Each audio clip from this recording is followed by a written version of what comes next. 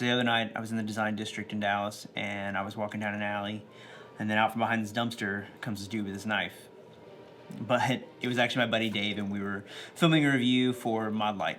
So let's get into it. Sorry for the misleading title, but I finally mastered the art of clickbait.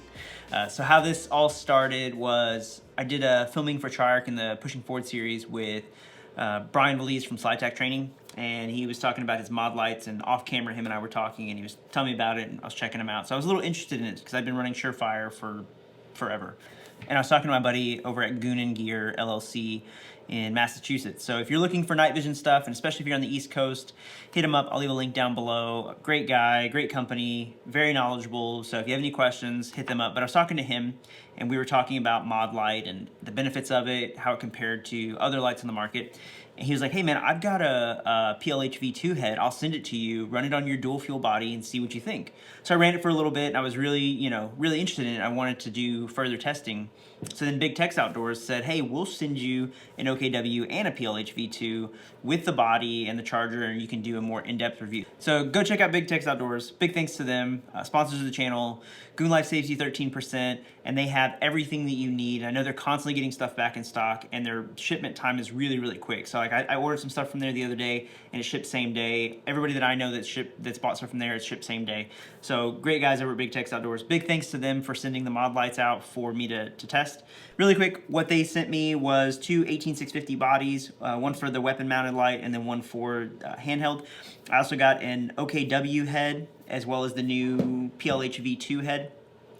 And I got those. I've been running those for a little bit, trying them out. So for this review, I wanted to focus more on how it performed in a sort of real world environment. And since I spend a lot of my time in urban environments and cities and downtown, I wanted to see what that looks like. What does it look like when you're in an alleyway? When you have ambient light around you, when you're looking in a vehicle or around a vehicle, or if you're in a dark way and somebody's 20 yards away or 10 yards away, what does that look like?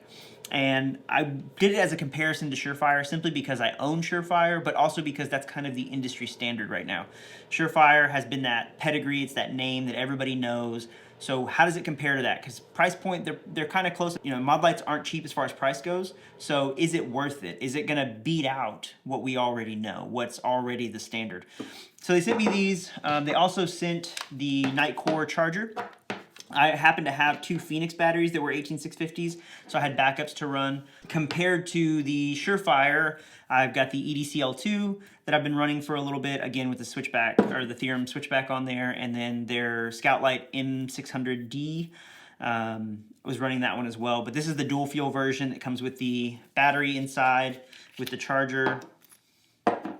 So it comes with the 18650, and then it has the built-in charger to it, which this is really all you get is this little cord to charge this battery, which is cool, but the one that comes with the Modlite is obviously much nicer. So props to Modlite on that one. How they compare to one another as far as the information they put on their website. Now again, take this with a grain of salt because of the information they put out from their website, and my focus is more so how does it actually look to the human eye? How does it actually look in a real world environment? So the OKW is going to be 680 lumens with 69,000 candela and has an hour and 20-minute runtime. The PLH2 is going to be 1,350 lumens with 54,000 candela and a runtime of about an hour and 15. The EDC-L2 is going to be 1,200 lumens with 11,300 candela and about an hour runtime at full power, but just a quick side note, this does have the admin feature where it'll run at 5 lumens if you do a half press. So if you're looking for something that you need to read notes or a book in the dark, whatever, just keep that in mind. And then the M600 dual fuel is going to be 1,500 lumens with 16,000 candela and about an hour and a half runtime. That's with the 18650 battery. The way we captured this footage was we went to downtown in the design district, which is just east of downtown. And we wanted to get some of that ambient light from the city and just to see what it looked like if you were like in an alleyway, or for some of you guys who are maybe using this on the job as security or law enforcement, what does it look like when we're putting these lights into cars, when we're moving around cars? So we set that up with the ambient light around us in an alleyway just to kind of give an idea of if you're in an urban environment, what does that look like? We set up at varying distances, and then we also took a look at how wide that flood is, as well as how deep that throw goes. So yeah, so let's get into the footage. So we've got Dave at 7 yards. You're going to see the OKW head first. And this is much of what we expected. Really hot, tight center spot. You can see him really well. You see how much you have to move the light to kind of see what's around him. Very clear, easy to make out. See what he's got in his hand. We go over to the PLHv2. Again, tight, hot spot. Easy to make him out. Easy to make out that he has a knife in his hand. And then going over to the EDC-L2, we have a more of a flood, but still easy to make him out. Easy to make out that he has something in his hand. And then we have the 600 dual fuel. Now with the 600 dual fuel, it's very clear to see that it has a bigger flood, but it's not nearly as bright as the others. And you could still make him out. You could still make out he had something in his hand, but it wasn't as clear as maybe the EDC-L2 or the Modlites. So we back Dave up to about 15. Here you have him, and you can still see that he's, I mean, with the OKW, it's very clear to see his outline, to see he has a knife in his hand. We go to the PLHv2. Very easy to see his outline. You can still see that he has something in his hand. Easy to make that out. A little bit more flood than that OKW. Then we go to the EDC-L2, and then with the EDC-L2, you see there's a big difference in that flood as we start to back him up. There's no longer that tight hot spot. You can make him out, but you can't make out what he has in his hand. And then with the 600, this was really surprising for me that it was very difficult to make him out. We had that flood, but it was just difficult to see his outline and difficult to see what he had in his hand. So then we backed him up even further to about 25 yards, 25, 30-ish, and you're going to see really clear that OKW really shines the further out you go. You can make him out. You can make out he has something in his hand. PLHv2, make him out. Make out that he has something in his hand. You can't quite see his egg because, you know, he's further back. But you see what that looks like, and you see the big difference between the flood and the hot spot. Then we go to the EDC-L2, and you can kind of see he's out there. Can't see what he has in his hand. And then we go to the 600DF, and you can barely see him. And there's no way to tell if he had something in his hand. So if that's a gun instead of a knife, there's no way for you to know. So here we have Dave standing behind a car. So if we were working around a vehicle, say you were doing some VCQB, you were in a shootout, you were trying to identify somebody walking through a parking garage, a parking lot, moving around their car, trying to run from you, and you needed to see if they had something in their hand. So, and again, my concern with this was, if I pull out one of these Modlites and I hit the pillar of that car, that windshield, how's that light going to reflect back on me?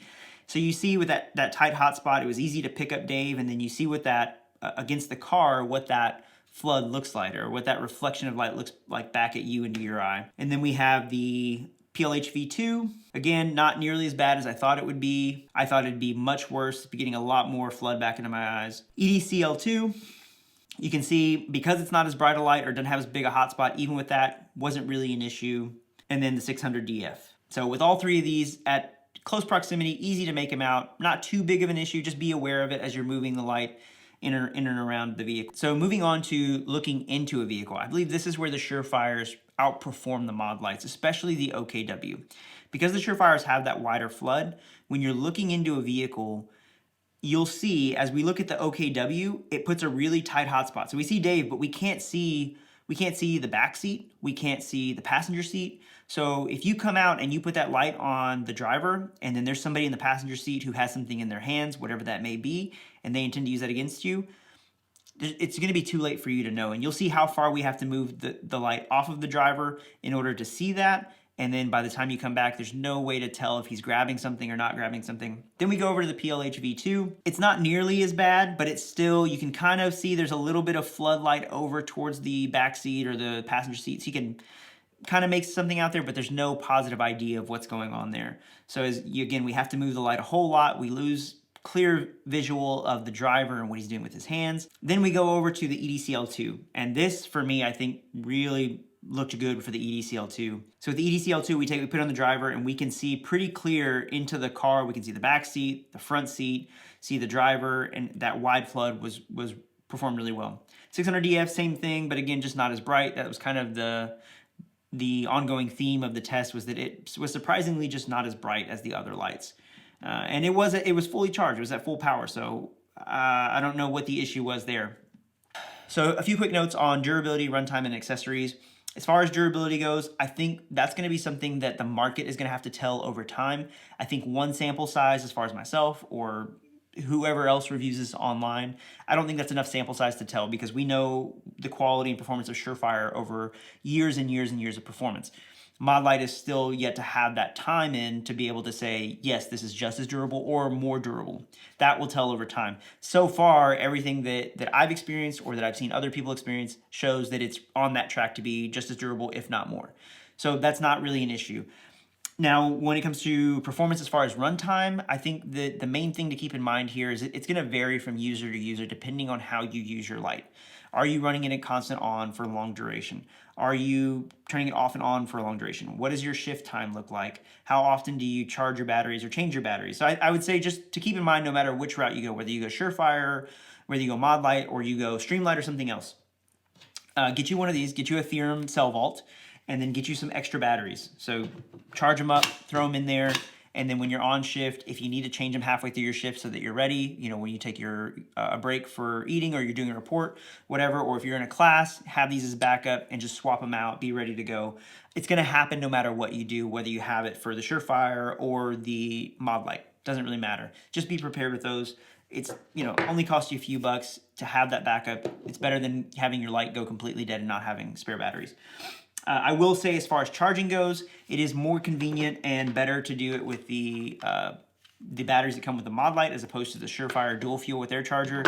While I get how convenient this is ideally or theoretically supposed to be, it's just not. It's not that practical. I mean, look how short that is. If you're plugging this into a charger in the wall, the battery's dangling. If you put it in a strip, yeah, but then you might forget it. The night core, you don't forget. It gives you a live picture of what percentage your batteries are actually charged, which is nice because you can know, okay, I'm at 90%. Cool, I don't have to worry about it. As far as mounts go, there's quite a few out there on the market. You can use the mod button that has the mount and button integrated. You can use the Arasaka mounts. Bobro Engineering, or Bobro, however you say it, Engineering has the adjustable one on there. It's all up to you and personal preference. I'm using the Surefire mount. That just works best for me. I've tried a few of the other ones, and that's just the simplest for me. I do like that the new Surefire Scout Pro does have that built-in mount into the body, but it is proprietary to them, to their body, so it's not something you can retrofit onto something else. Now, as far as the Modlites go, will they replace my Surefires? Yes. Obviously, I've already got it on my rifle. It's going to be there to stay because it vastly outperformed the 600DF.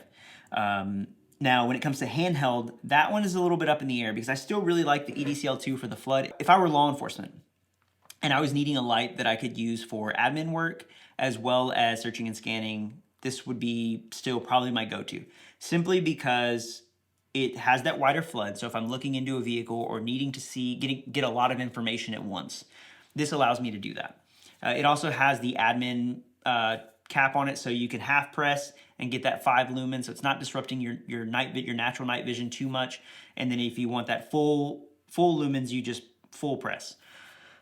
So I like that feature. I like that you have that option. I like the flood, but the OKW and the PLHv2 do serve a specific purpose. I may switch the heads and go OKW on my rifle and then put the PLHv2 on my EDC light and then carry this around because it does have that wider flood. It seems kind of like a happy medium between the Surefire and the OKW. So that may be the route to go, but I'm not sure. It'll take a little bit more long-term testing. I do really like, though, that it has the ability to throw really far. Because for me personally, I'm not scanning cars. I'm not looking in and around vehicles. I'm not doing any of that. Where I spend a lot of my time is, like we showed, in an alleyway where I'm walking through or I'm going down city streets or I'm in a parking garage, and being able to identify a threat that is 30, 40 yards away before it gets within 7 yards or 10 yards is a big deal to me. So I think that's why this will probably replace my EDC-L2.